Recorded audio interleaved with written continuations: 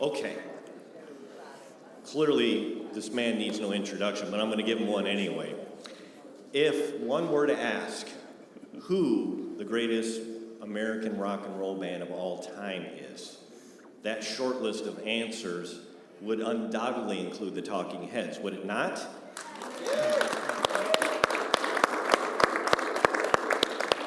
From the moment the band first appeared on the New York concert scene in mid-1975, playing at CBGB on a bill headlined by the Ramones, it was clear that this band was charting a course all their own.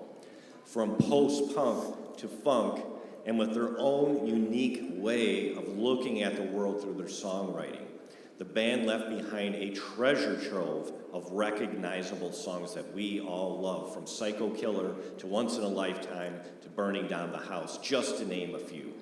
Their songs, records, and music have remained an influence on wave after wave of musicians and music lovers alike. Well, today we are in for a real treat, because we are joined by the founder of the Talking Heads and 2002 Rock and Roll Hall of Fame inductee, Mr. Chris Frantz. Thank you. Chris founded the Talking Heads with his girlfriend at the time and now wife of 44 years, Tina Weymouth. The core of the band included Chris on drums, Tina on bass, and lead singer David Byrne, and keyboardist Jerry Harrison, who joined the group in time to release their first album. His exceptional memoir, Remain in Love, is the story of the band, of his remarkable marriage to Tina, and their amazing life journey together as musical icons, not just with the Talking Heads, but how about that other seminal band that he formed shortly after, the Tom Tom Club?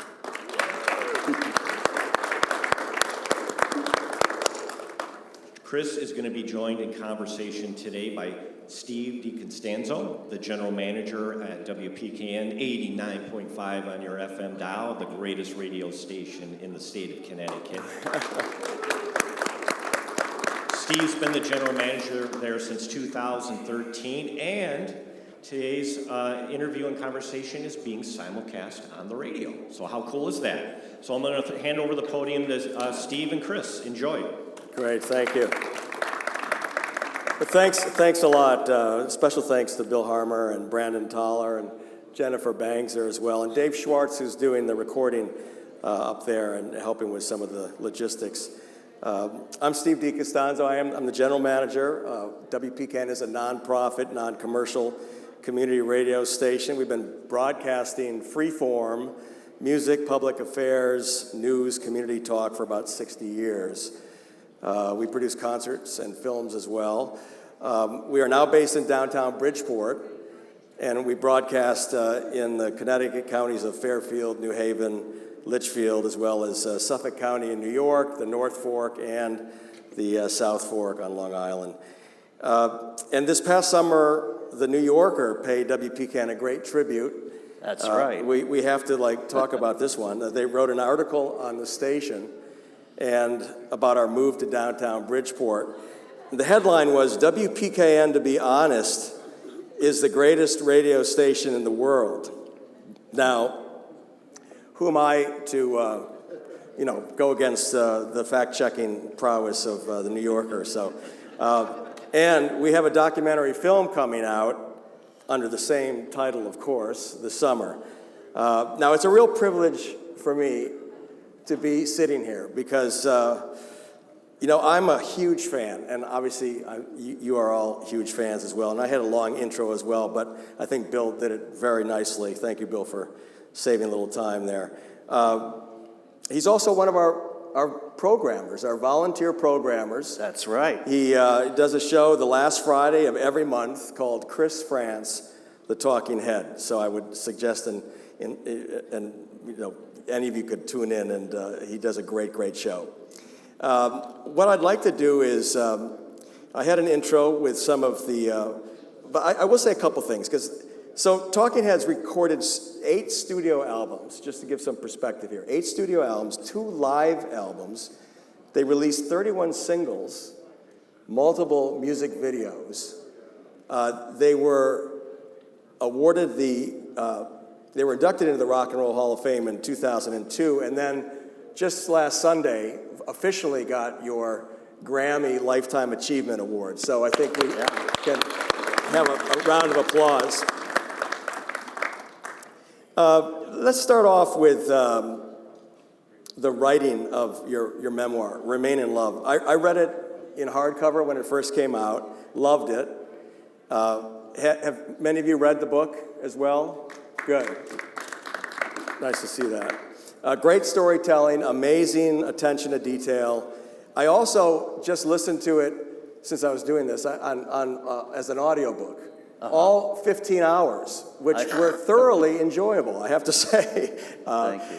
I don't know if you kept notes along the way or journaled like some musicians have, but I think it's probably a good way to start this, to talk about the methodology. And we asked for some questions from our programmers, Martha Willett Lewis, who you know at WPKN. She wanted to know if you did like, did Chris turn a room into a murder board when writing the book? Now, murder boards are those giant crime scene collages, notes, maps, and information to help kind of sort out all the information. And if yes, was a lot of string involved? And if no, how did you do the research and organize and prepare and write the book? And also, did Tina ghostwrite any of it? Tina was my editor, not my official editor, but my sort of editor who edited before the other editor came in. And she was also my fact checker. And Tina was very supportive of me doing this book, and I'm going to be very supportive of her doing her book also.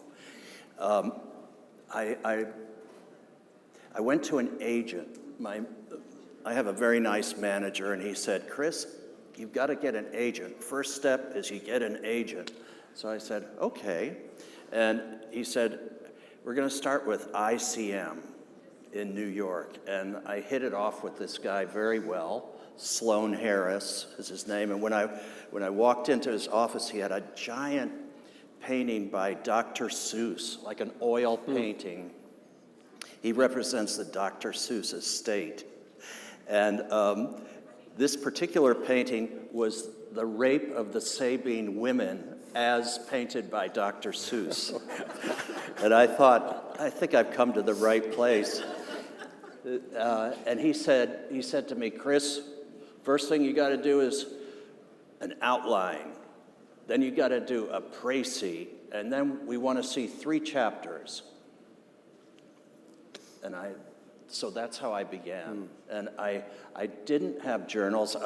My entire life, really, I've been saying, Chris, you should be keeping a journal. And I just never did, because everything was, I knew the things that were happening to me were worthy of a journal, but I was just too excited and distracted most of the time to sit down and, keep a diary. Fortunately, though, in the early days of Talking Heads, Tina was our road manager. She collected the money at the end of the night, and she made sure that we got our percentage if it was sold out and things like that. And she kept, not journals, but those date books that she bought at the Metropolitan Museum of Art. And she would write on each date the name of the venue, how many tickets were sold, whether it was a good gig, or sometimes she wrote, never come back to this place again. And so that was able to, from the touring days, was able to spark memories that I had. But I also seem to be just kind of blessed with a good memory. Knock on wood. Yeah. But when I was writing the book, I was frankly shocked at how many, I would call up old friends to sort of fact check my memories. And sometimes they would say, I don't remember that at all. For example, the guy who introduced me to David Byrne can't remember that. So I'm glad my memory was good. Yeah, cool. I wrote the book in over a period of 18 months here in Connecticut, in the town of Fairfield, and also in Brittany in France, and finally in Nassau in the Bahamas. Compass Point. At Compass Point, yes. Cool. So it was great to be in these locations and like Compass Point, and all those memories come flooding back. Yeah. Well, in terms of fact-checking memories, there are some incredible details, and I want to also just start with your family life growing up. Moved around a little bit, military family. What kind of youngster were you? Well, I think I was a pretty normal kid. I had a lot of curiosity. I liked to explore things. I liked to, run around in the woods, which in those days you could do. The woods came in when we were living in Charlottesville, Virginia, for example. The woods came right up to our backyard, and it was like ancient old forest, with huge trees and lots of snakes and turtles and stuff like that. I played some Little League baseball, I was a normal kid. What position did you play? Second base. Okay. That's a very important position to Yeah. play. And from baseball, Little League baseball, when did you start kind of gravitating or moving into some, musical directions or art directions? Was that a kind of a big part of your childhood too? Yes, I went to public elementary school, and in those days, they had really good music programs, and I hope they still do around here. Really good music programs in the public schools, and I started off on trumpet because I thought the trumpet was really cool, and looked good and sounded good, but it didn't work out for me. Like, I practiced, I put in the time and everything, but I was not a very good trumpet player. Yeah. And I had this really good music teacher in the 5th grade who said, Chris, you got a pretty good sense of rhythm. What do you say we switch you to the drums? Maybe he just needed a drummer in the band, I'm not sure. But he was a mallet instrument guy himself, and he also played drums. And I said, okay, because I didn't really care what I played. I just wanted to be in the band, Right. And I started practicing. He showed me the rudiments, and slowly but surely I stared to get it and get pretty good. And I really loved it. Yeah. And we would do concerts like indoors in the wintertime, and then in the summertime, or rather the spring and fall, we would have marching band, which was, to me, very exciting. Yeah. Well, you're talking a little bit about education, and from the book, reading the book, and maybe many of you felt the same thing. You had a really good education. The schools that you attended. You went to. You mentioned public schools, but you also then went to a school called Christ Church School, an Episcopal boys boarding school in Virginia, and also then in Pittsburgh, a school called Shady Side Academy, and then of course Rhode Island School of Design. But yeah, what I found, you write kind of lovingly about some mentors that really put you on certain tracks. Especially, you mentioned one of the mentors, David Britton, who taught. He was an English teacher, and he taught a class called Adolescent Rebellion. No, I wish I had a class like that when I was growing up. But could you talk a little bit about David Britton? And there was also another gentleman, David Miller. We can kind of separate those if you like. Well, David Britton, as far as I know, is still teaching up in New England. He went to Middlebury College, so he was a really good skier and avid, he had a six-pack. A good-looking guy, but also really smart, rode a motorcycle, We thought that was very cool. But he was, he had a real incisive, cutting wit. And he used that as sort of like a tool to keep us in line in the classroom. We 16-year-old boys at the time. And the class, would have been like 1968. And the class was called Adolescent Rebellion. And we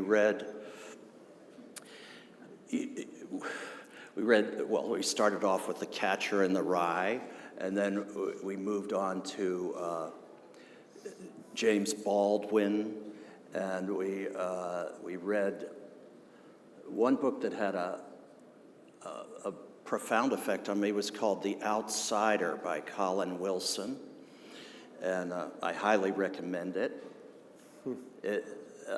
Later on, I thought, that was good preparation for working with David Byrne. It was and we would have discussions and about these books, and one of the books was Summerhill, about the experimental high school or pre-university in I think Somerset, England. Anyway, it was in the UK, and it was completely a free-form education, like the kids decided what they wanted to study. And I remember my dad reading like just the blurb on the back of the book and saying, "Christopher, what are you reading this for?"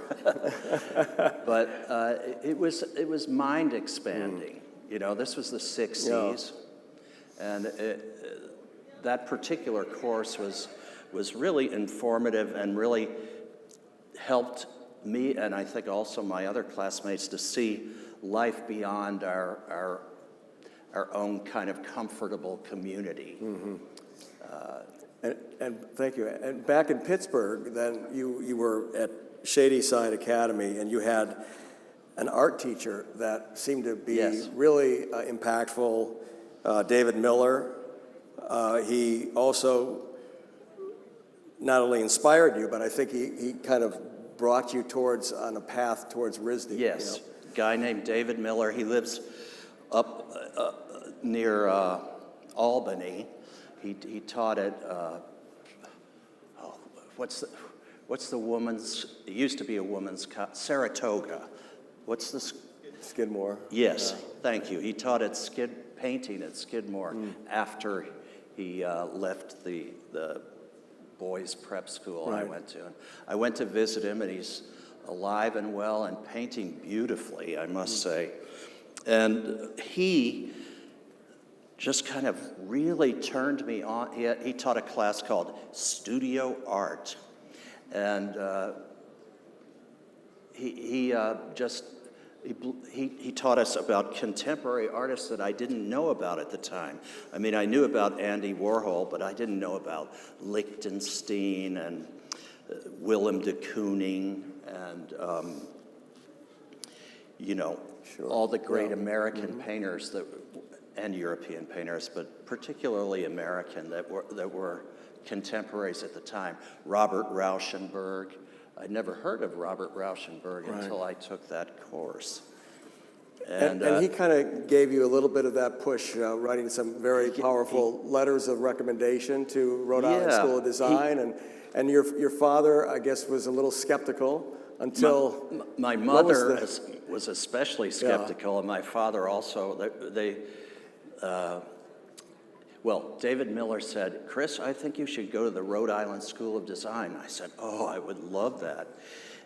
But I don't think my parents are going to go for that." And he said, I'll talk to your dad, because he was, my father was a commanding officer of the U.S. Army Reserve, and David Miller was in the U.S. Army Reserve also. My father was his commanding officer. Interesting. So we had a meeting, and he said, you know, Mr. and Mrs. Frantz, Colonel and Mrs. Frantz, I think your son should go to the Rhode Island School of Design. I got three students in there last year, and I think Chris would qualify. And they were like, well, how will he ever support himself?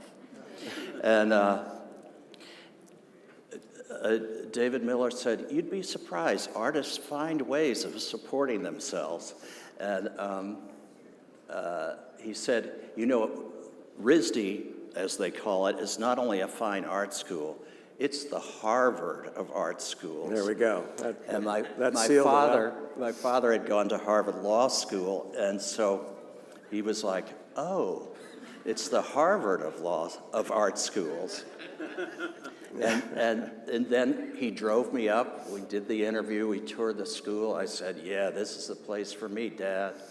And I ended up going there. Well, it seemed like it was the place for you, because you wrote in your book that you were really excited to arrive at RISD, and you write a snappy synopsis in one sentence. It says, art, girls, parties, fun, all with exclamation marks. So yeah. I guess that pretty much sums up your collegiate life. But excuse me, I'd like to hear you talk a little bit about some of your college days in general, but also how you met your beautiful and talented wife, Sure. to be, Tina.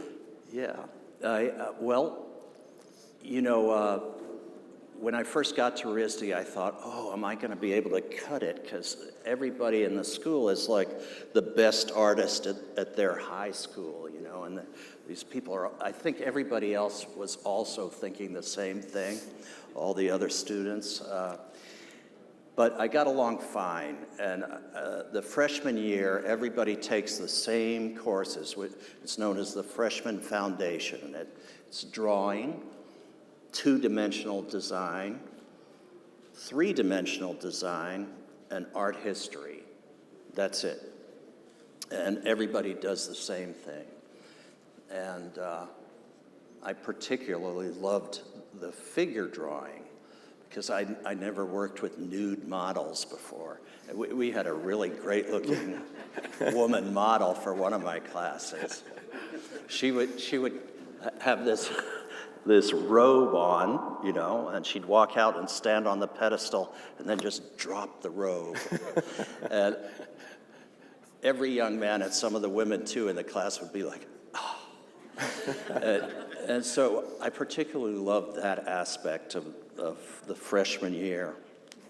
Sophomore year came along, and I had chosen as my major painting, and I was sitting on what they call the RISD Beach. It's like a grassy area in the center of the campus on the corner of Benefit and Waterman Street.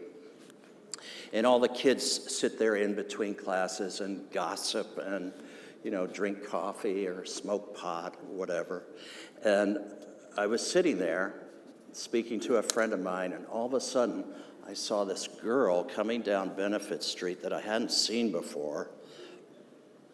I should say young woman riding on a yellow bicycle, and she had blonde hair flowing in the wind, and she was wearing a striped French boat neck shirt, blue and white, cut off jeans. I said, oh my God. And she looked like something out of a French movie, a Truffaut movie perhaps. And I thought, I've got to meet her. And I was sitting next to this big artist model named, everybody called him Charlie the model. And Charlie knew everybody. And I said, Charlie, do you know her? And he said, oh yes, that's my friend Martina. And so I said, oh. I've got to meet her. And then the next day, I went to my first figure painting class with a great teacher named Richard Merkin, who you may have heard of. He did a lot of work, covers of the New Yorker, and he particularly liked to paint the famous people of the jazz age, singers, horn players, gangsters. Anyway, I was in Richard Merkin's painting class, setting up my easel and my canvas and paints and everything. And I looked over across the class, and there was Martina. And I said to myself, oh, I've got to introduce myself, but how should I handle this? And after the class, this guy I knew who was a friend of mine, who was very sort of effete, walked up to Tina and said, oh, obviously you have no idea what you're doing. And I could see Tina look kind of crestfallen, but not completely. But I used that as an opportunity to walk over and say, please excuse my friend. Obviously, he doesn't know what he's doing. And my name is Chris. And she said, my name is Tina. And that was when we met. And of course, she already had a boyfriend. I mean, of course she did. And I already had a girlfriend. You had a girlfriend, yeah, right. A very lovely girl, by the way. But we became friends, and she was very fond of Smokey Robinson and the Miracles, and Tina was, and I thought, all right, she's cool. She digs Smokey Robinson. That's the litmus test. Yeah. One of the questions. For the, Yeah. So we asked a couple of programmers to submit questions, and also some listeners to WPKN.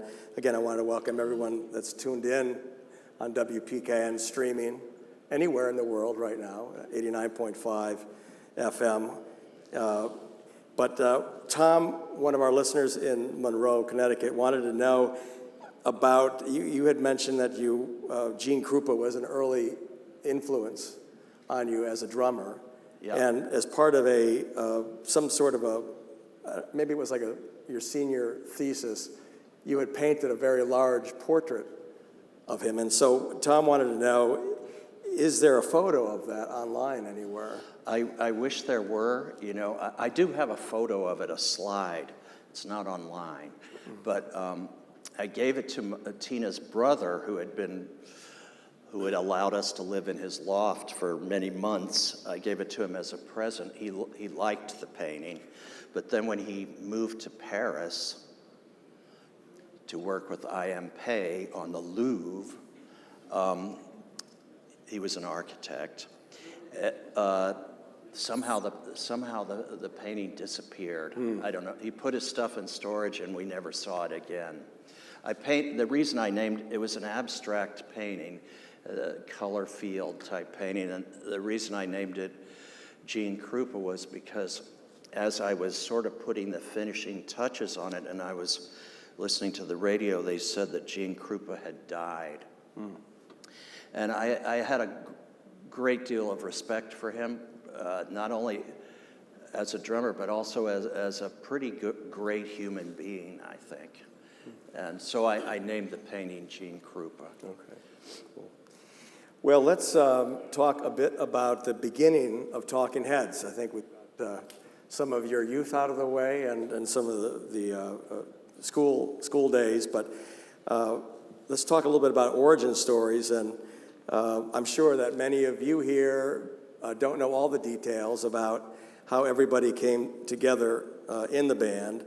I do know from reading the book that you started the band. Yeah. And I think that people need to know that Chris Frantz started the band. And then, of course, well, maybe you could talk about when you asked Tina to join, and David Byrne, how he came into the Talking Heads circle, and also Jerry Harrison. Well, at RISD in Providence, Rhode Island, we had we had a lot of parties, but we didn't have any live music at these parties. And I thought, I should start a band, you know, to play like all the kids' favorite cover songs and, you know, entertain our friends. And so it was just an idea. And I had recently become even closer to Tina when she broke up with her boyfriend, and I had also, actually my girlfriend kind of broke up with me. She liked older guys at that point. So anyway, Tina and I were at a friend's house, and somebody had a little, I had never tried this before, somebody had a little like match head of very high quality cocaine and said, would you like to try it? And Tina and I tried it, and we were like, whoa, this is great. And of course, we had a lot of energy. And when the party was over, we just kept walking around Providence at night. And I kind of was unloading my ambitions and my dreams and stuff. And I said to Tina, you know, I want to start a band, and I think you should be in it because you're the best dancer I've ever danced with. You have the best sense of rhythm. It doesn't matter what instrument you play, I know you'd be good at it. And I knew that she had played folk guitar and also flute. And she could read music, which I couldn't really do very well. I knew how to do that at one time, but I'd kind of forgotten. And she said, oh, no, Chris, rock and roll is a guy thing. It's like a boys' club. But I'll be very supportive of you in whatever you try to do. So I said, oh, okay. Around the same time, a friend of mine came to me, and knowing I played drums, and he said, Chris, I made this student film. He was in the film department. I made this student film about my girlfriend getting run over by a car. And I need some really cacophonous kind of crazy music to crescendo up and then fade out for the final scene when she gets hit by the car. And I said, oh yeah, I could do that. And I said, meet me at Tina's apartment. This is where I was keeping my drums. Tina let me keep my drums in her apartment because my own neighbors wouldn't put up with it. So he said, great, and I'm going to bring a friend who plays guitar. I said, great.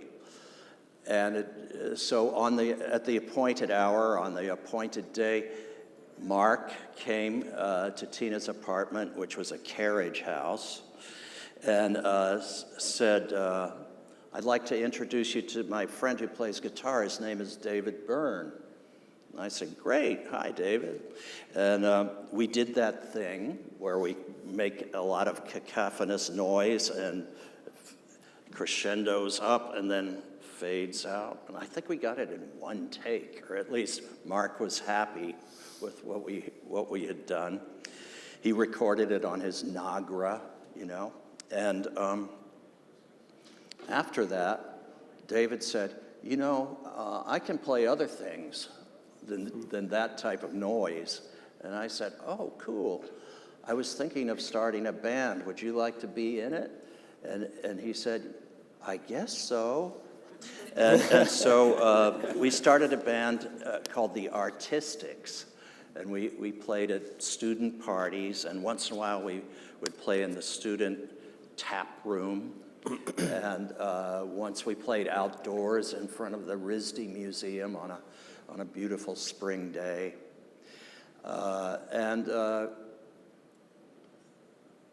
Well, long story short, we hit it off very well musically, David and I. The other guys in the band were great too, but they were younger than us. We were seniors at the time. And we all decided we would move to New York. Yeah. And That was, I guess, about 1974? that was 1974. Yeah. I moved in October of 74. And And you moved down with you and Tina and also David, right? David had already moved to New York ahead of us. Okay. And, but when I got there, I found a loft, and I still had this idea of starting another band, which would end up being Talking Heads. And David said, yeah, okay, I guess so. And Tina was still reluctant, but she had a car. She said, I'll be your driver. And it was a Plymouth Valiant. We could fit the whole band and all the gear in the Plymouth Valiant in those days. And So, and this was the loft that was in the Bowery section on Christie Street, if anyone knows what that area used to look like back in the 70s. It was not gentrified the way it is now, of course. I don't know if you had running water or... we had running water, but we didn't have hot water. Okay. It was a bit problematic at times. Yeah. But I know that at one point you were all three of you were living in that loft, or Yes. Yeah. Yes, and you were rehearsing and writing songs, early songs, and Yes. and also going to a variety of jobs, because obviously you were not getting supported just by a few gigs here and there. But talk about, I found the jobs to be kind of intriguing, you know, what all of you guys were doing in New York. Well, I got a job at a place called Design Research, which is sold, well, first of all three of us had jobs on 57th Street. So we would take the subway up together, uptown in the mornings. And I worked at Design Research, which was featured European furniture and housewares and Marimekko clothing. Very kind of beautiful things. And our customers were people like Kurt Vonnegut was in there a lot. Jackie O came in a lot to buy like wedding presents and things. Catherine Deneuve, when she was in town, would come in. And then, of course, there was John and Yoko. They would come in. Yeah. And buy white stuff. Yeah. It had to be white. So this was high-end furniture, and Tina was also involved with something that was... Tina was working at Henry fairly Bendel's. Expensive items, Henry Bendel's just down 57th Street when it was still on 57th Street. Yeah. And she started off in the potpourri section, and then she quickly moved to stationery, which she liked a lot. And then they moved her to shoes, which she didn't like so much, because she found that women would come in and insist that they were like 2 sizes smaller than they actually were. She didn't like that so much. Yeah. But she got to sell shoes to like Bette Midler and Cher and people like that. Right. Yeah. So David was east side or west side on 57th Street? What was he up to? David was working in an ad agency running the stat machine, like making copies. That was his job. But it came in handy because he was able to make lots of copies of Talking Heads posters when we finally got our first show. Well, let's talk a little bit about CBGB. It's obviously obligatory because a lot of things were happening there. And if you could talk a bit about the impact of CBGB and the owner, Hilly Crystal. Early on, you wrote in the book of Meeting Debbie Harry, the band Television, Patti Smith, and then you write a kind of a humorous piece about how you auditioned with the band to open for the Ramones. Maybe you could elaborate and talk a bit about just how important CBGB was to Talking Heads, but beyond that, also just as a kind of a cultural scene shifter and a massive, talent incubator in New York. It was like an incubator. The great thing about CBGB's, Hilly was brilliant, and that if you had ever played at CBGB's, the next time you came, you didn't have to pay. So it became like a hangout for all the downtown musicians. Most of them lived downtown, not all, but I mean some of the bands lived in New Jersey or, God forbid, the Upper West Side. and, So it was a place for people to congregate, but also the audiences were very small in the early days. Like if we had 30 people, we thought we were having a really good night. And sometimes there were only 10, and they would be our friends. So if you messed up, if you were having an off night or a particular song didn't go over so well, it wasn't so bad because not that many people saw it or heard it. Unlike today, when people put things on the internet and everybody can hear it and everybody can see, oh, that outfit is terrible. So, well, you passed the audition. so there was that. Yeah. But also, there was a real, I'm not saying there was no jealousy or no kind of bad vibes ever. Sometimes there were. But for the most part, the bands were very supportive of each other, with the exception of Johnny Ramone. Yes. You have that great quote about. And frankly, sometimes Patti Smith was not very supportive of other bands, like she didn't have time to say hello, or in the case of Debbie Harry, she completely dismissed her as being like, she's just a brick girl, So there was that. But most of the time, the bands were supportive of each other, and 9 times out of 10, they would come to see us when we played, and we would go to see them when they played. Right. The quote that I liked when you were auditioning from Johnny Ramone, who seemed to be, forever sulking, if not worse. Yeah. He said, about the Talking Heads, they suck, so they can open for us. They'll just make us look better. Yes. Right? So, that was his theory. he was quite a character in your book.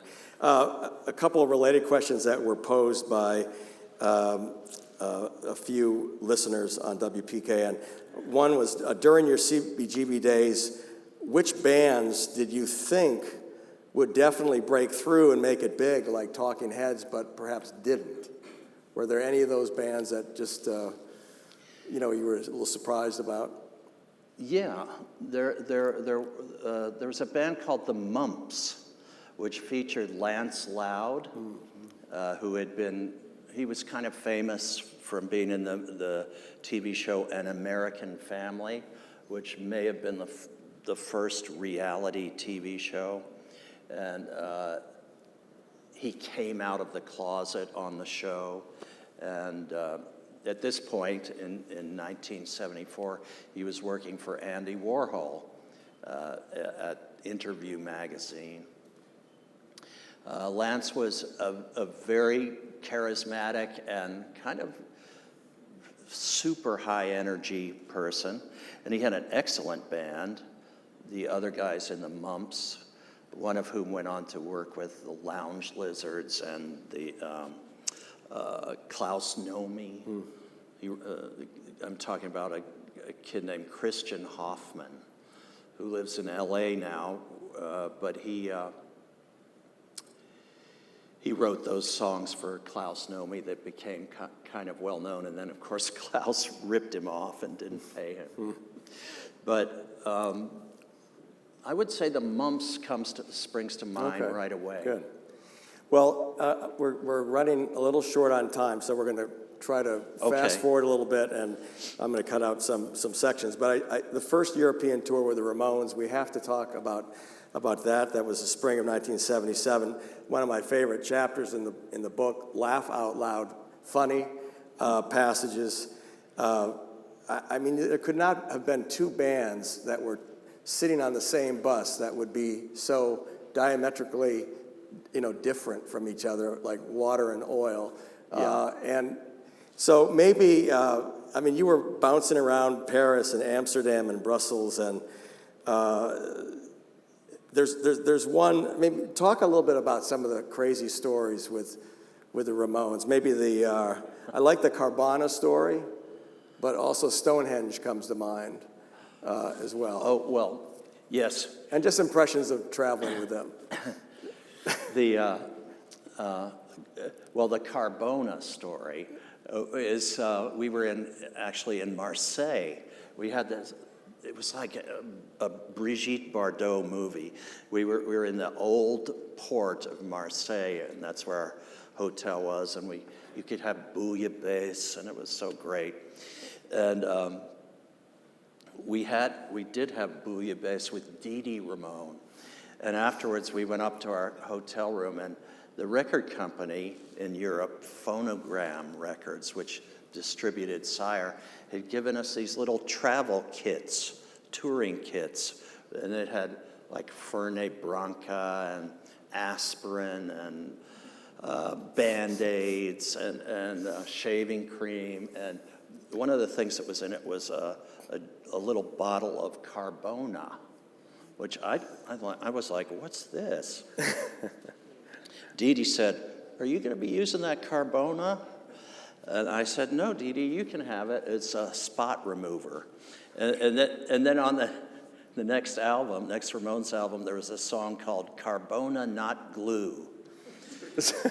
And I like to think that I helped inspire that song. Yeah, right. And what was the other? Well, just, Stonehenge. Stonehenge. So we got to England, and it was springtime. It was May, and a beautiful spring day, and we were driving down to Devon from London. And the tour manager said, actually Tina said to the tour manager, are we going to go by Stonehenge? And he said, well, as a matter of fact, we are. In fact, I'll tell the driver we'd like to stop there. And so he did. As we approached Stonehenge, everybody goes, oh my God, it's Stonehenge. And Johnny Ramone said, it's just a bunch of old fucking rocks. And he didn't want the bus to stop. But Dee Dee stood up and said, no, Johnny, I want to stop. I want to see Stonehenge. And Tina said, yes, and I want to see Stonehenge. And so we stopped, and we all walked around. In those days, there was no fence around. This was 1977, and there was no fence around Stonehenge. Then you could just walk right up and touch the rocks. And Johnny stayed on the bus. Yeah. Well, you talk about a lot of really great concert venues that you played in your book, and one of the highlights certainly seemed to be at the Roundhouse. Yeah. In London. You were with the Ramones, the Saints, and it was the Queen's Jubilee. I think so. This was June 1977. And you played 2 sold-out shows to 3,300 people each night. Yeah. And a lot of people talk about that as being kind of a turning point in their lives in terms of like the new experience of punk and new wave type of music. Yeah. In the audience that night were the members of The Clash, all the members of the Sex Pistols, the Slits, the Damned, Ian Dury, and the Blockheads. Some real royalty there. All those bands were in the audience, and we could see them. We could look out and, oh my God, there's Sid Vicious. And, but they couldn't have seen a better show, really. I'm very proud of the fact that we sounded great, and so did the Ramones. And the Saints who were from Australia, were also great. Mm. And it was a big night for our record label, Sire Records. All 3 bands were signed to Sire, and Seymour Stein who signed us, our record company president, was in the audience. A big night for him. And the contrast between Talking Heads and then the Ramones was super cool. Yeah, you know, I mean, the bands were so different and sounded so different, yet we shared something, some kind of artistic, vision that was not reminiscent so much of the bands of the 60s. Yeah. Or especially the bands of the early 70s. It was like a new thing. And I know that you have a lot of other favorites, but unfortunately, we're really short on time. Oh, so, you know, because we're also on radio time, but perhaps somebody has a question that they would like to ask Chris, and I know there are probably a couple of you, so. Hi, Chris. Hi. It's on. Hello, hello. You can hear me. Yeah, There you perfect. go. There we go. I saw you in the late 70s at the Longhorn in Minneapolis, and you were playing an orange Rogers drum kit that sounded wonderful. Whatever happened to that kit? I still have it. It's in my garage. Awesome. And if I may, just one other quick question. I've always been attracted to your drumming style because of how spare it is. Where did that come from? Well, you know, I always admired the sort of backbeat drummers, the drummers that were maybe less flashy, but kept a good and like throbbing kind of groove, and people like Booker T and the MGs, their drummer, gosh, what's his name? Al Jackson Jr., thank you. And Charlie Watts of the Rolling Stones, as opposed to, say, Keith Moon. That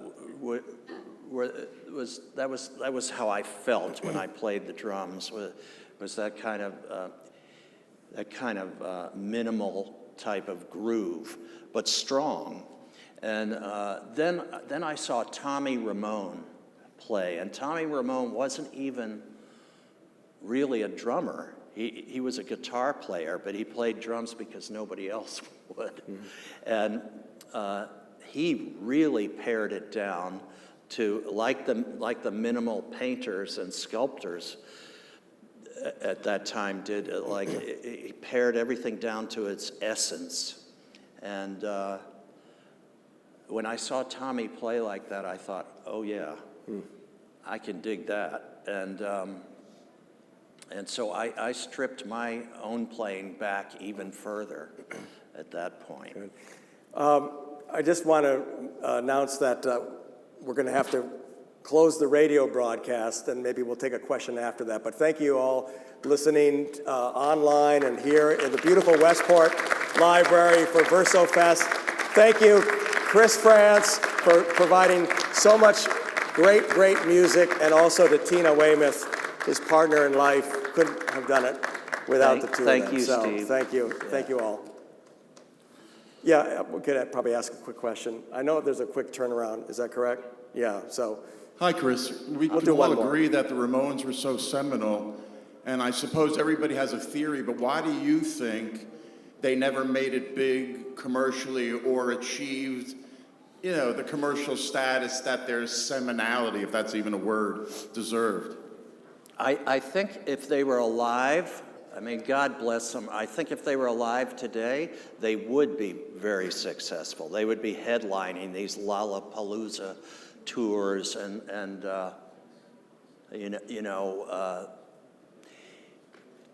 but there was back in the day, there was this resistance to play punk on American radio, not in Europe. But on American radio, a lot of stations, what they call the album-oriented rock stations, they only played what they call good music. And the Ramones did not qualify. Anything that was punk did not qualify. And that's one reason Seymour Stein Sire Records said, "Oh my God, I've got to do something because the Talking Heads aren't punk. What are they? What are they? Oh, I know. They're new wave." And it was a marketing term. Punk was a marketing term, and so was new wave. But the programmers at the radio stations, program directors, could say, "Oh, they're new wave? Oh, we could play new wave." And so we got airplay, and the Ramones did not. It's not. So maybe we're going to have to do a phase 2 one day, because we also couldn't get to some of the album artwork. But I really thank you all for coming out, and get the book. There's if you haven't read it, it really is a wonderful read. Read it or listen to it or do both. But you'll really enjoy the storytelling. It's a wonderful book, and we're very proud to have Chris here in our community, and we're proud to have him on WPKN. So thank you. Thank you. Thank you. We got some great. It looks so good. Big, huh? Yeah, Let me get a quick shot here. And thank you, Steve and Chris, Thank so you. much. Thank you all in the audience. We do have copies of Chris's book that he will be signing right over there as soon as I can get him to the signing table.